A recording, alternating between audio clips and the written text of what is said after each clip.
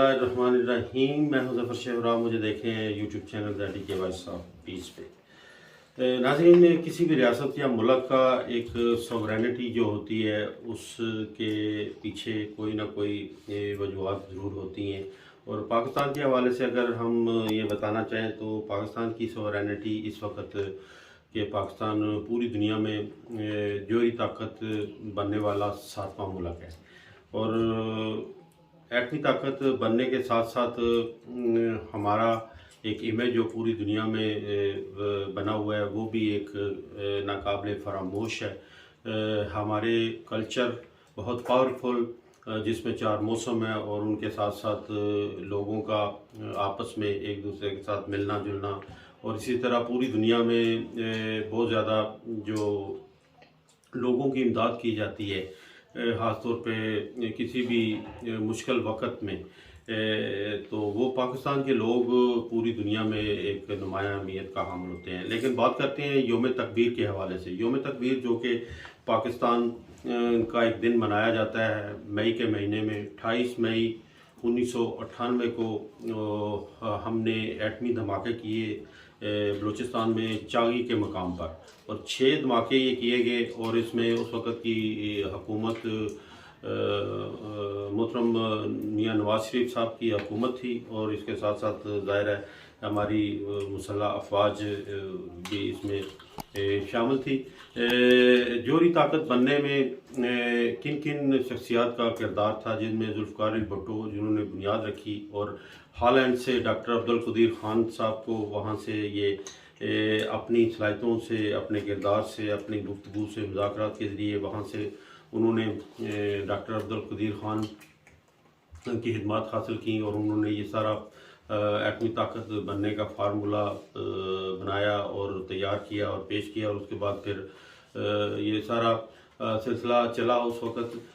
ये हमारी खुशकिस्मती है कि आज इस एटमी ताकत होने की वजह से पूरी दुनिया में हम एक बहुत ही नामवर मुल्क के नाम से जाने जाते हैं, और इसकी सॉवरेनिटी भी 7वें नंबर पर है दुनिया के बाकी ममालिक की तरह।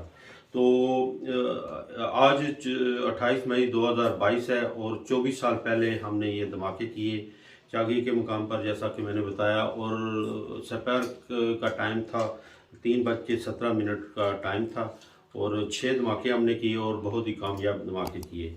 और उस वक़्त काफ़ी मुखालफत भी हुई अमेरिका की तरफ से भी, इंग्लैंड की तरफ से भी और यूरोप की तरफ से भी। लेकिन मौजूदा हमारी अस्करी ताकतों ने और उस वक़्त के वज़ीर-ए-आज़म ने मिलकर एक पॉलिसी के तहत इन धमाकों को किया। हालांकि इन धमाकों को रोकने के लिए या एटमी ताकत के हथियारों को इस्तेमाल करने के लिए हमें बहुत बड़ी ऑफ़र भी की गई डॉलर्स की सूरत में, लेकिन उन सब को हमने ठुकराया। और ये हमने मुतफ़िक़ा तौर पर सियासी हुकूमत ने भी और अस्करी ताकत ने भी मिलकर ये धमाके किए। और इसी वजह से ये कहा जाता है कि पाकिस्तान जोहरी ताकत हासिल करना हमारे इस खित्ते के लिए भी बड़ा इस्तकामत की बुनियाद बना।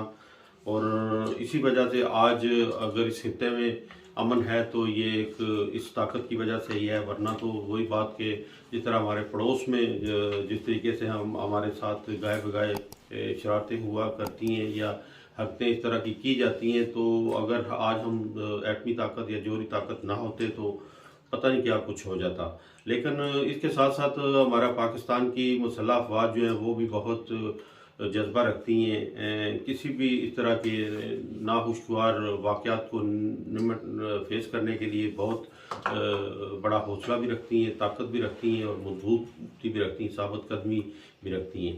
तो आज 28 मई 2022 को हम यौम तकबीर के तौर पर हम मना रहे हैं, और इसमें पाकिस्तान के लोग बहुत खुश हैं। और उस वक़्त ये भी कहा जाता है कि जब ये धमाके किए गए तो उस वक़्त के लोगों ने पूरे पाकिस्तान में बहुत बड़ा जश्न मनाया, मिठाइयाँ बांटी गईं। इवन यहाँ तक भी मालूम हुआ कि पाकिस्तान के तकरीबन तमाम बड़ी बड़ी मिठाई वाली दुकानों पे मिठाइयाँ ख़त्म हो गई। और ज़ाहिर है ये खुशी का इज़हार होता है, और इस खुशी में शामिल होने के लिए बच्चे, बूढ़े, नौजवान, हमारी ख़वातीन सब ने हिस्सा लिया।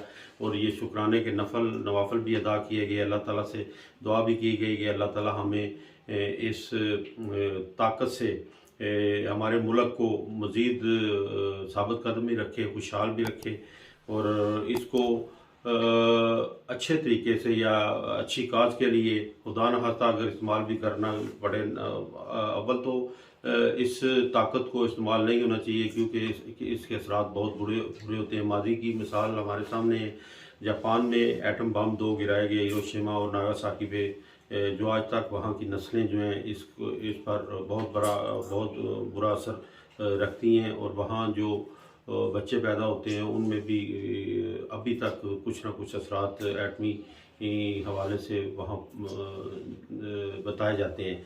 तो बहरहाल ये सारी चीज़ें इसीलिए ये होती हैं किसी भी रियासत या मुल्क में, ताकि वो अपने दुनिया के दीगर ममालिक के साथ चल भी सके और उनके साथ एक बराबरी की सतह पर तल्लुकात भी बना सके। तो एक लिहाज से ये हमें एक बहुत बड़ा एजाज़ भी मिला अल्लाह ताला की तरफ से भी, और जिन शख्सियात ने इसमें हिस्सा लिया उनके भी हम शुक्रगुजार हैं कि उन्होंने आज इस वक्त पूरी दुनिया में पाकिस्तान के नाम को रोशन किया और अपनी खिदमत को भी पाकिस्तान के लिए भी और पाकिस्तान के लोगों के लिए भी पेश किया।